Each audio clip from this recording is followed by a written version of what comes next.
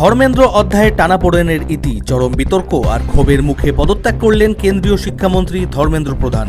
আর ঠিক এই কঠিন সন্ধিক্ষণেই নরেন্দ্র মোদীর ট্রাম্প কার্ড প্রহ্লাদ যোশী।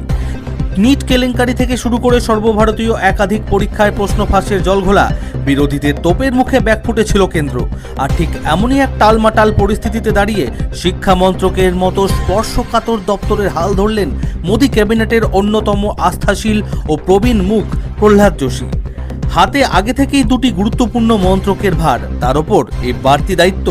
সংসদীয় রাজনীতিতে বিরোধীদের ধারালো আক্রমণ সামলানো কিংবা জটিল প্রশাসনিক অচলাবস্থা কাটানো প্রহ্লাদ যোশীর ঝুলিতে রয়েছে দীর্ঘদিনের অভিজ্ঞতা। কিন্তু প্রশ্ন উঠছে, বর্তমানের এই উত্তাল পরিস্থিতিতে শুধু অভিজ্ঞতা দিয়ে কি লক্ষ লক্ষ ক্ষুব্ধ ছাত্রছাত্রী আর অভিভাবকের আস্থা ফেরানো সম্ভব? प्रधानमंत्री जी ने पूरा विश्वास रख के मुझे ये जिम्मेदारी सौंपा है। मैं कल कर्नाटक में था, रात को इधर पहुंच के मैं आज सुबह इधर आके चार्ज लिया हूँ, कार्यभार संभाला हूँ।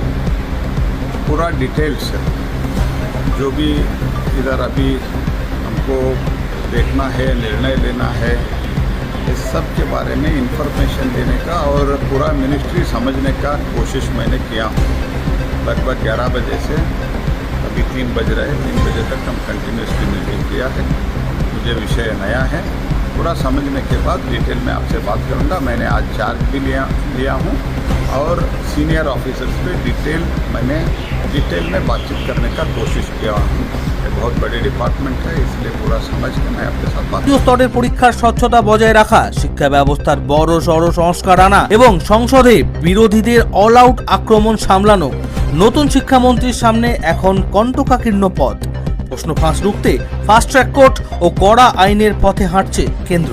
কিন্তু প্রহ্লাদের নতুন ইনিংস শিক্ষা দপ্তরকে কতটা সুদিন দেখাতে পারবে?